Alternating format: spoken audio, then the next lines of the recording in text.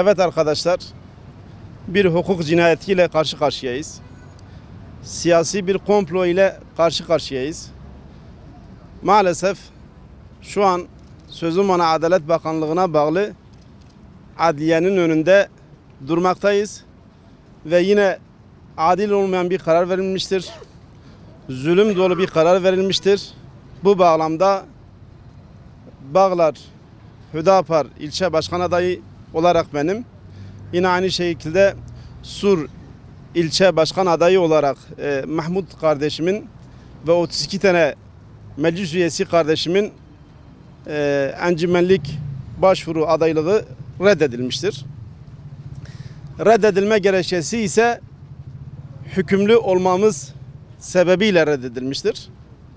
Takbir! Allahu Ekber! Takbir! Allahu Ekber! Takbir! Allahu Ekber! Allahu Ekber! Muhammed Rehber! Allahu Ekber! Muhammed Rehber! Allahu Ekber! Muhammed Rehber! 1983 Anayasasına göre doğrudur. Hükümlü olan bir insan, terörden mahkum olan bir insan elbette ki seçilemez, elbette ki milletvekili olamaz, elbette ki belediye başkanı olamaz, meclis üyesi olamaz. Ama siz de hatırlarsınız ki 2011 milletvekili seçimleri öncesinde yeni bir yasal düzenleme yapıldı. Bu yasal düzenlemeye göre mahkum olanlar, hükümlü olanlar memnu iade haklarını aldıktan sonra, gerekçeli kararı aldıktan sonra kendileri artık hükümlü sayılmayacaklar ve dolayısıyla dosyaları, arşivleri, sicilleri olmayacak ve bu bağlamda başvuru yapabilecekler.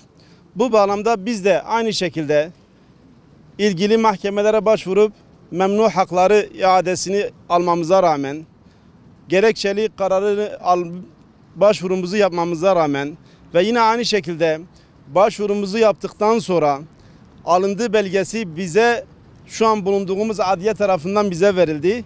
Yani açıklamak gerekirse sizin evraklarınıza herhangi bir eksiklik yoktur. Dolayısıyla evraklarınızı tamına teslim almışız demelerine rağmen yine aynı şekilde cumartesi günü mesai bitimine kadar varsa bir eksikliğin bize bildirilmesi gerekmesine rağmen maalesef pazar gününe kadar bekletilmiş ve pazar günü bizim ilçe başkanlarımızın farklı bir mesele için ilçe seçim kuruluna başvurmalarından dolayı biz bu verilen kararla karşı karşıya kalmışız. Demin de zikrettim, siyasi bir komplodur.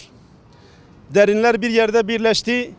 Hüdapar'ın ilerlemesini engellemeye çalışıyorlar. Hüdapar'ın seçimlere girmesine engel olmaya çalışıyorlar. Bundan 10 gün önce, 15 gün önce bu duyumları almıştık. Ve bir hafta kadar önce burada kimi konseyler toplanmıştı. Hüdapar'ı seçime sokmamak için ellerinden geleceklerini yapacaklarını deklare etmişlerdi. Görünen tablo bu. Elbette ki hukuki yollarımıza başvurmuşuz. Şu an itirazlarımızı yapıyoruz. İl düzeyinde yapılan bir hukuksuzluktan dolayı biz şikayetimizi elbette ki il seçim kuruluna yapacağız. Zira bütün ilçelerde verilen karar aynıdır. Yani Sur'da da, Bağlar'da da, Yenişehir'de de, Kayapınar'da da aynı merkezli bir karar çıkmıştır. Dolayısıyla bu hakimlerin kendi inisiyatifiyle, kendi çabasıyla vermiş olduğu karar değildir. Derin ellerin yapmış olduğu bir karardır. Dolayısıyla burada başbakana sesleniyoruz. Hakikaten bu hukuk garabetini yaşıyoruz. Yani zaten mahcup olunacak. Dolayısıyla bunun altında paralel yapılar mı var? Dikey yapılar mı var? Yatay yapılar mı var? Biz bilemeyiz. Onu siz biliyorsunuz. Bu noktada bunu ortaya çıkarmak size düşüyor. Suçumuzu soracak olursanız, acaba ne işledik de yıllarca cezaevinde kaldık? Ne işledik de şu an arada yıllar geçmesine rağmen, 15 yıl 20 yıl geçmesine rağmen hala bu suç bizim karşımıza çıkıyor. Hala herkese tanınan hak bize tanınmıyor.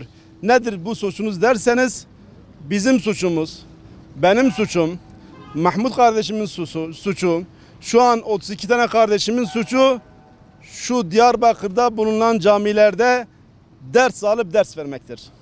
Kur'an-ı Kerim dersini alıp Kur'an-ı Kerim dersi vermek, Peygamber Efendimizin hayatını anlatmaktır. Doğrusunu söylemek gerekirse ilginçtir ki şu an daha alasını yapıyoruz. Eskiden 5-10 kişiye ders veriyorduk, sohbet ediyorduk. Şu an binlere, 10 binlere, 100 binlere, bazı yerlerde milyonlara biz hitap ediyoruz. Milyonlara Allah sevgisini anlatıyoruz. Milyonlara peygamber sevgisini anlatıyoruz. Dolayısıyla bizim tek suçumuz budur.